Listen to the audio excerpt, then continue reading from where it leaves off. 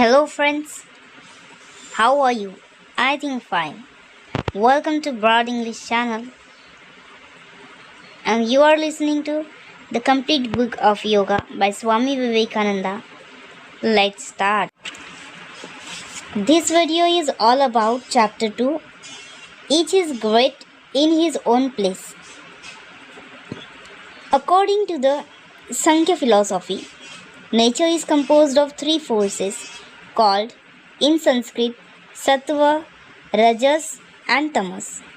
These are manifested in the physical world are what we may call equilibrium, activity and inertness. Tamas is typified as darkness or inactivity. Rajas is activity expressed as attraction or repulsion. And Sattva is the equilibrium of the two. In every man, there are these three forces. Sometimes tamas prevails, we become lazy, we cannot move, we are inactive, bound down by certain ideas or by mere dullness. At other times, activity prevails, and at still other times, that calm balancing of both. Again, in different men, one of these forces is generally predominant. The characteristic of one man is inactivity, dullness and laziness, that of another activity, power, manifestation of energy, and in still another we find the sweetness, calmness and gentleness, which are due to the balancing of both action and inaction. So in all creation, in animals, plants and men, we find the more or less typical manifestation of all these different forces. Karma Yoga has specifically to deal with these three factors by teaching what they are and how to employ them. It helps us to do our work better. Human society is a graded organization. We all know about morality. We all know about duty. But at the same time, we find that in different countries, the significance of morality varies greatly. What is regarded as moral in our country may be in another in one country considered cousins perfectly may marry. immoral. In another, it is thought to be very immoral. In one, men may marry their sister-in-law. In another, it is regarded as immoral. In one country, people may marry only once. In another, many times, and so forth. Similarly, in all the department of morality, we find the standard varies greatly. Yet we have the idea that there must be a universal standard of morality. So, it is with duty. The idea of duty varies much among different nations. In one country, if a man does not do certain things, people will say he has acted wrongly. While if he does those very things in another country, people will say that he did not act rightly. And yet we know that there must be some universal idea of duty. In the same way, one class of society thinks that certain things are among its duty, while another class thinks quite the opposite and would be horrified if it had to do those things. Two ways are left open to us: the way of the ignorant, who thinks that there is only one way to truth, and that of all the rest are wrong, and the way of the wise, who admit that, according to our mental constitution or the different planes of existence in which we are, duty and morality may vary. The important thing is to know that there are gradations of duty and of morality, that a duty of one state of life in one state of circumstances will not and cannot be that of another. To illustrate, all great teachers have taught, resist not evil, that non-resistance is the highest moral ideal. We all know that if a certain number of us attempted to put the maxim fully into practice, the whole social fabric would fall into pieces. The wicked would take possession of our properties and our lives and would do whatever they liked with us. Even if only one day of such non-resistance were practiced, it would lead to disaster. Yet intuitively, in our heart of hearts, we feel the truth of the teaching, resist not evil. This seems to us to be highest ideal. Yet to teach this doctrine only would be equivalent to condemning a vast portion of mankind. Not only so, it would be making men feel that they were always doing wrong, in causing them sculpts of conscience in all their actions. It would weaken them, and that constant self disapproval would breed more vice than any other weakness would. To the man who has begun to hate himself, the gate to degeneration has already opened, and the same is true of a nation. Our first duty is not to hate ourselves, because to advance we must have faith in ourselves first and then in God. He who has no faith in himself can never have faith in God. Therefore, the only alternative remaining to us is to recognize that duty and morality vary under different circumstances. Not that the man who resists evil is doing what is always and in itself wrong, but that in the different circumstances in which he is placed, it may become even his duty to resist evil. In reading the Bhagavad Gita, many of you in Western countries may have felt astonished at the second chapter, wherein Sri Krishna calls Arjuna a hypocrite and a coward because of his refusal to fight or offer resistance, on account of his adversaries being his friends and relatives, making the plea that non resistance was the highest ideal of love. This is a great lesson for us all to learn that in all matters the two extremes are alike. The extreme positive and the extreme negative are always similar. When the vibration of light are too slow, we do not see them, nor do we see them when they are too rapid. So with sound, when very low in pitch, we do not hear it. When very high, we do not hear it either. Of like nature is the difference between resistance and non-resistance. One man does not resist because he is weak, lazy and cannot, not because he will not. The other man knows that he can strike an irresistible blow if he likes. Yet he not only does not strike, but blesses his enemies. The one who from weakness resists not commits a sin and as such not receive any benefit from the non-resistance, while the other would commit a sin by offering resistance. Buddha gave up his throne and renounced his position. There was true renunciation, but there cannot be any question of renunciation in the case of a beggar who has nothing to renounce. So we must always be careful about what we really mean when we speak of this non-resistance and ideal love. We must first take care to understand whether we have the power of resistance or not. Then having the power, if we renounce it and do not resist, we are doing a grand act of love. But if we cannot resist and yet at the same time try to deceive ourselves into the belief that we are actuated by motives of the highest love, we are doing the exact opposite. Arjuna became a coward at the sight of the mighty array against him. His love made for him forget his duty towards his country and the king. That is why Shri Krishna told him that he was a hypocrite. Thou talkest like a wise man, but thy actions betray thee to be a coward. Therefore stand up and fight. Such is the central idea of Karma Yoga. The Karma Yogi is the man who understands that the highest ideal is non-resistance, and who also knows that this non-resistance is the highest manifestation of power in actual possession. And also, what is called the resisting of evil is but a step on the way toward the manifestation of this highest power, namely non-resistance. Before reaching this highest ideal, man's duty is to resist evil. Let him work, let him fight, let him strike straight from the shoulder. Then only when he has gained the power to resist will non-resistance be a virtue. I once met a man in my country whom I had known before as a very stupid, dull person who knew nothing and had not the desire to know anything, and was living the life of a brute.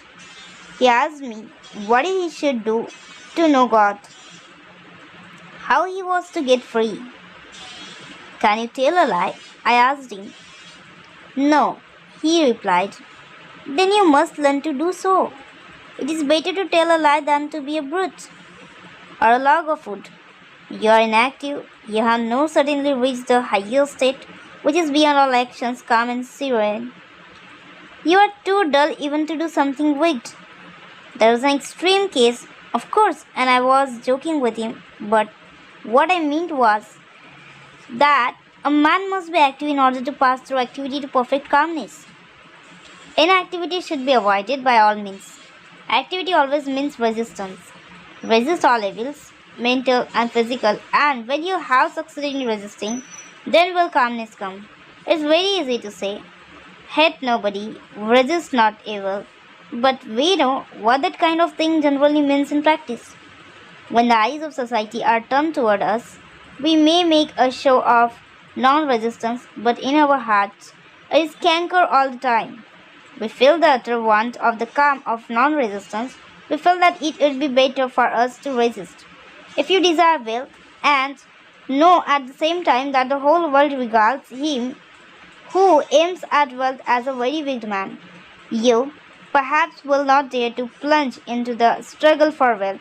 Yet your mind will be running day and night after money. This is hypocrisy and will serve no purpose. Plunge into the word. And then, after time, when you have suffered and enjoyed all that is in it, will renunciation come, then will calmness come.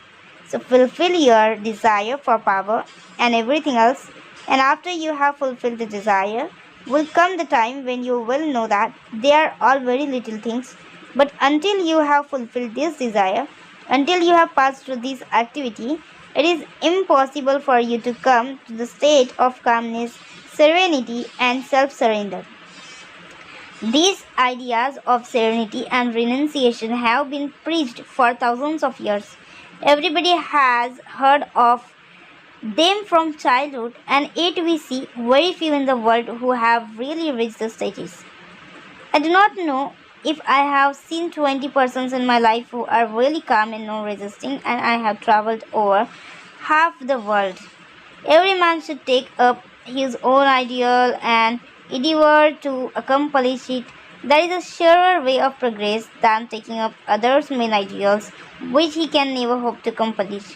For instance, we take a child and at once give him the task of walking 20 miles.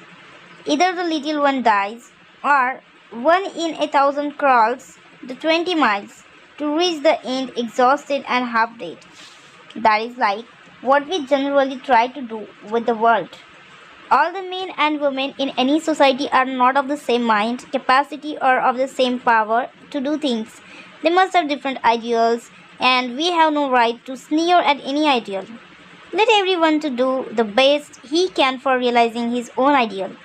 Nor is it right that I should be judged by your standard or you by mine. The apple tree should not be judged by the standard of the oak, nor the oak by that of the apple. To judge the apple tree, you must take the apple standard and for the oak its own standard. Unity in variety is the plan of creation. However, men and women may vary individually. There is unity in the background. The different individual characters and classes of men and women are natural variation in creation. Hence, we ought not to judge them by the same standard or put the same ideal before them. Such a course creates only an unnatural struggle, and the result is that man begins to hate himself and is hindered from becoming religious and good. Our duty is to encourage everyone in his struggle to live up his own highest ideal and strive at the same time to make the ideal as near as possible to the truth. In the Hindus' system of morality, we find that this fact has been recognized from very ancient times, and in their scriptures and books on ethics, different rules are laid down for the different classes of men: the householder, the sannyasi, and the student. The life of every individual, according to the Hindu scriptures, has its peculiar duties apart from what belongs in common to universal humanity. The Hindu begins life as a student, then he marries and becomes a householder. In old age, he retires, and lastly, he gives up the world and becomes a sannyasi. To each of these stages of life, certain duties are attached. No one of these stages is intrinsically superior to another. The life of the married man is quite as great as that of the celibate who has devoted himself to religious work. The scavenger in the street is quite as great and glorious as the king of his throne. Take him off his throne, make him do the work of the scavenger, and see how he fares. Take up the scavenger and see how he will rule. It is unless to say that the man who lives out of the world is a greater man than he who lives in the world. It is much more difficult to live in the world and worship God than to give it up and live a free and easy life. The four stages of life in India have, in later times, been reduced to two, that of the householder and of the monk. The householder marries and carries on his duty as a citizen. The duty of the other is to devote his energies wholly to religion, to preach, and to worship God. I shall read to you a few passages from the Mahanirvan Tantra which treats of this subject, and you will see that it is a very difficult task for a man to be a householder and perform all his duties perfectly. The householder should be devoted to God. The knowledge of God should be his goal of life. Yet he must work constantly, perform all his duties. He must give up the fruits of his actions to God. It is the most difficult thing in this world to work and not care for the result. To help a man and never think that he ought to be grateful, to do some good work, and at the same time never look to see whether it brings you name or fame or nothing at all. Even the most arrogant coward becomes brave when the world praises him. A fool can do heroic deeds when the approbation of society is upon him. But for a man to constantly do good without caring for the approbation of his fellow men is indeed the highest sacrifice man can perform. The great duty of the householder is to earn a living, but he must take care of that he does not do it by telling lies or by cheating or by robbing others, and he must remember that his life is for the service of God and the poor. Knowing that mother and father are the visible representatives of God, the householder always and by all means must please them. If the mother is pleased and the father, God is pleased with the man. That child is really a good child who never speaks harsh words to his parents. Before parents, one must not utter jokes, must not show restlessness, must not show anger or temper. Before mother or a father, a child must bow down low and stand up in their presence and must not take a seat until they order him to sit. If the householder has food and drink and clothes without first seeing that his mother and his father, his children, his wife, and the poor are supplied, he is committing a sin. The mother and the father are the causes of this body, so a man must undergo thousand troubles in order to do good to them. Even so is his duty to his wife. No man should scold his wife, and he must always maintain her as if she were his own mother. And even when he is in the greatest difficulties and troubles, he must not show anger to his wife. He who thinks of another woman besides his wife, if he touches her even with his mind, that man goes to dark hell. Before women, he must not talk improper language and never brag of his powers. He must not say, I have done this and I have done that. The householder must always please his wife with money, clothes, love, faith, and words like nectar, and never do anything to disturb her. That man who has succeeded in getting the love of a chaste wife has succeeded in his religion and has all the virtues. The following are duties towards children. A son should be lovingly reared up to his 4th year. He should be educated till he is 16. When he is 20 years of age, he should be employed in some work. He should then be treated affectionately by his father as his equal. Exactly in the same manner, daughter should be brought up and should be educated with the greatest care. And when she marries, the father ought to give her jewels and wealth. Then the duty of the man is towards his brother and sisters, and towards the children of his brothers and sisters, if they are poor, and towards his other relatives, his friends and his servants. Then his duties are towards the people of the same village and the poor, and anyone of the that comes to him for help. Having sufficient means, if the householder does not take care to give to his relatives and to the poor, know him to be only a brute. He is not a human being. Excessive attachment to food, clothes, and tending of the body and dressing of the hairs should be avoided.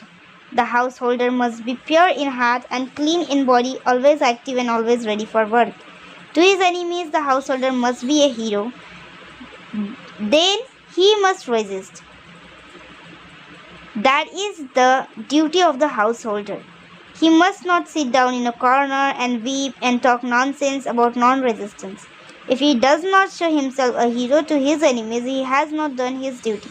And to his friends and relatives, he must be as gentle as a lamb. It is the duty of the householder not to pay reverence to the wicked, because if he reverences the wicked people of the world, he patronizes wickedness, and it will be a great mistake if he disregards those who are worthy of respect, the good people. He must not be gushing in his friendship. He must not go out of the way making friends everywhere. He must watch the actions of the men he wants to make friends with, and their dealings with others men, reasons upon them, and then make friends. These three things he must not talk of. He must not talk in public of his own fame. He must not preach his own name or his own powers. He must not talk of his wealth or of anything that he been told to him privately. A man must not say he is poor or that he is wealthy. He must not brag of his wealth. Let him keep his own counsel. This is his religious duty. This is not mere worldly wisdom. If a man does not do so, he may be held to be immoral. The householder is the basis, the prop of the whole society. He is the principal earner. The poor, the weak, the children, and the women who do not work only upon the householder. So there must be certain duties that he has to perform, and these duties must make him feel strong to perform them, and not make him think that he is doing things beneath his ideal. Therefore, if he has done something weak or he has made some mistake, he must not say so in public, and if he is engaged in some enterprise and knows he is sure to fail in it, he must not speak of it. Such self-exposure is not only uncalled for, but also unnerves the man and make him unfit for the performance of his legitimate duties in life. At the same time, he must struggle hard to acquire these things, firstly knowledge and secondly wealth. It is his duty that if he does not do his duty, he is nobody. A householder who does not struggle to get wealth is immoral. If he is lazy and content to lead an idle life, he is immoral, because upon him depend hundreds. If he gets riches, hundreds of others will be thereby supported. If there were not in his city hundreds who had striven to become rich and who had acquired wealth, where would all these civilization and these almshouses and great houses be? Going after wealth in such a case is not bad, because that wealth is for distribution. The householder is the center of life and society. It is a worship for him to acquire and spend wealth nobly. For the householder who struggles to become rich by good means and for good purposes is doing practically the same thing for the attainment of salvation as the anchorite does in his cell when he is praying. For in them we see only the different aspects of the same virtue of self-surrender and self-sacrifice, prompted by the feeling of devotion to God and to all that is His. He must struggle to acquire a good name by all means. He must not gamble. He must not move in the company of the wicked. He must not tell lies and must not be the cause of trouble to others. Often people enter into things they have not the means to accomplish, with the result that they cheat others to attain their own ends. Then there is in all things the time factor to be taken into consideration. What at one time might be a failure would perhaps at another time be a very great success. The householder must speak the truth and speak gently, using words which people like, which will do good to others. Not should he talk of business of other men. the householder by digging tanks, by planting trees on the roadsides, by establishing rest houses for men and animals, by making roads and buildings bridges, goes towards the same goal as the greatest yogi. This is one part of the doctrine of Karma Yogi activity, the duty of the householder. There is a passage later on where it says that if the householder dies in battle, fighting for his country or his religion, he comes to the same goal as the yogi by meditation, showing thereby that what is duty for one is not duty for another. At the same time, it does not say that this duty is lowering and the other is elevating. Each duty has its own place, and according to the circumstances in which we are placed, we must perform our duties. One idea comes out of all these, the condemnation of all weakness. This is a particular idea in all our teachings which I like, either in philosophy or in religion or in work. If you read the Vedas, you will find this word always repeated: fearlessness, fear nothing. Fear is a sign of weakness. A man must go about his duties without taking notice of the sneers and the ridicule of the world.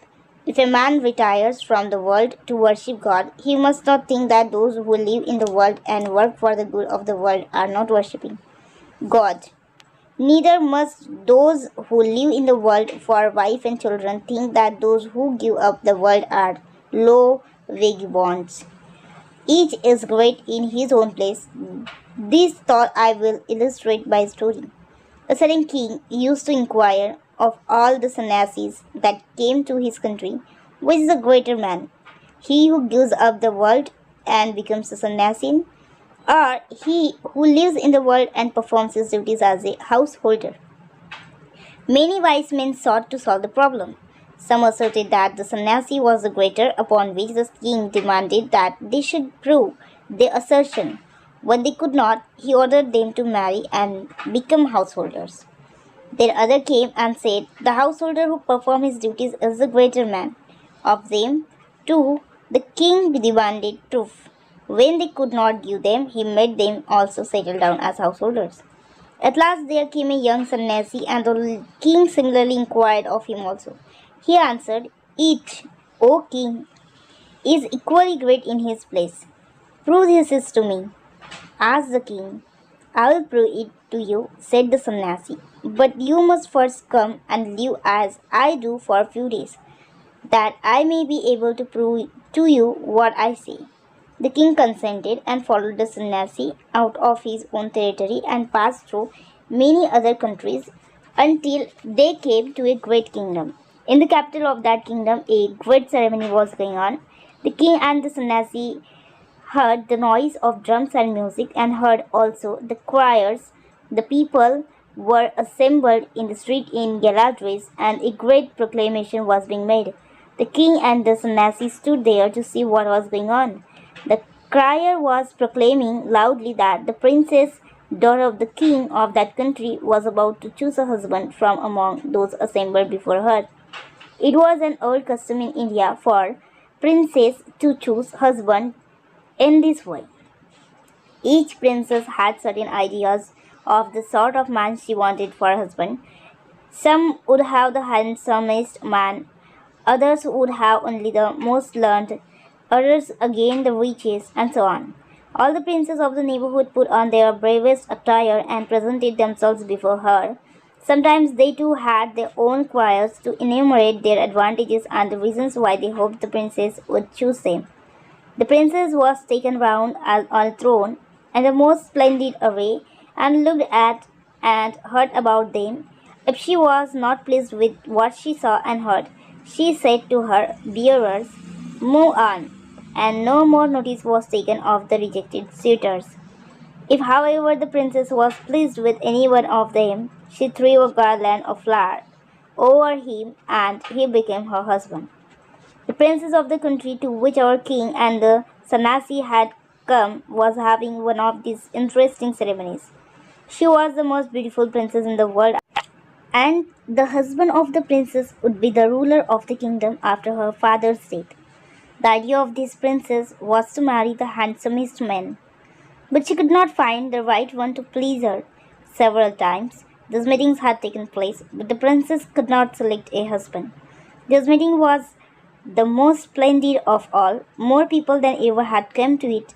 The princess came in on a throne, and the bearers carried her from place to place. She did not seem to care for anyone, and everyone became disappointed that this meeting also was going to be a failure. Just then came a young man, a sannyasi, handsome as if the sun had come down to the earth, and stood in one corner of the assembly, watching what was going on. The throne with the princess came near him, and as soon as she saw the beautiful sannyasi, she stopped and threw the garland over him. The young sannyasi seized the garland and threw it off, exclaiming, "What nonsense is this? I am a sannyasi. What is marriage to me?" The king of that country thought that perhaps this man was poor and so dared not marry this princess, and said to him, "With my daughter goes half of my kingdom now, and the whole kingdom after my death," and put the garland again on the sannyasi. The young man threw it off once more, saying, "Nonsense, I do not want to marry," and walked quickly away from the assembly. Now the princess had fallen so much in love with this young man that she said, "I must marry this man or I shall die." And she went after him to bring him back. Then our other sannyasi, who had brought the king there, said to him, "King, let us follow this pair." So they walked after them, but at a good distance behind. The young sannyasi who had refused to marry the princess walked out into the country for several miles.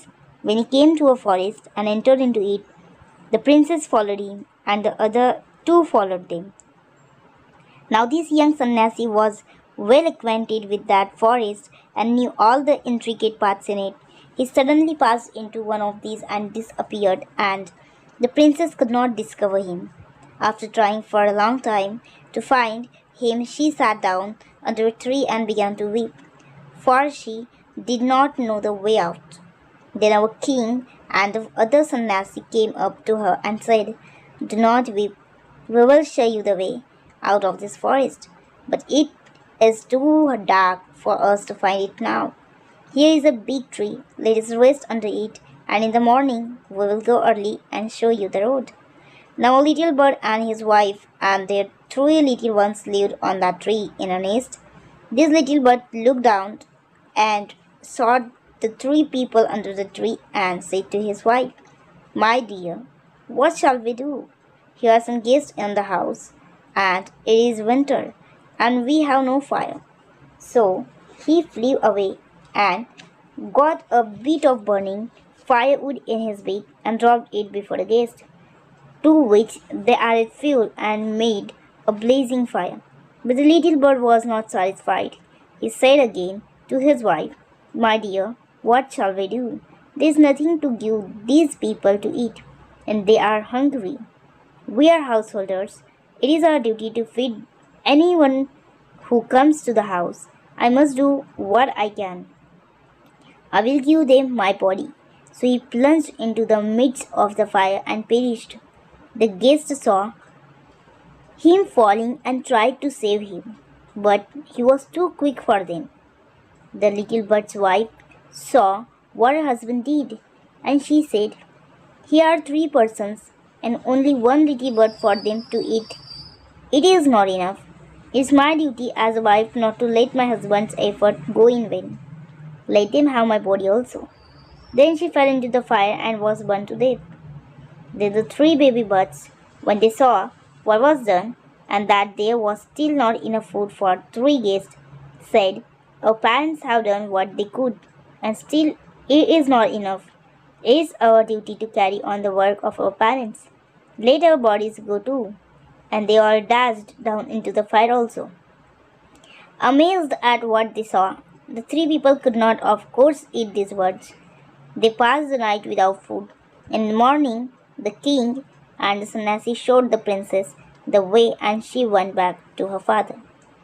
Then the sannyasi said to the king, "King, you have seen that each is great in his own place. If you want to live in the world, live like those birds, ready at any moment to sacrifice yourself for others." If you want to renounce the world, be like that young man to whom the most beautiful woman and kingdom were as nothing. If you want to be householder, hold your life a sacrifice for the welfare of others. And if you choose the life of renunciation, do not even look at beauty and money and power. Each is great in his own place, but the duty of the one is not the duty of the other. So chapter 2 is ended here. We will continue chapter 3 in next upcoming video. If you like the video, then do like, share and subscribe. Till that, bye bye.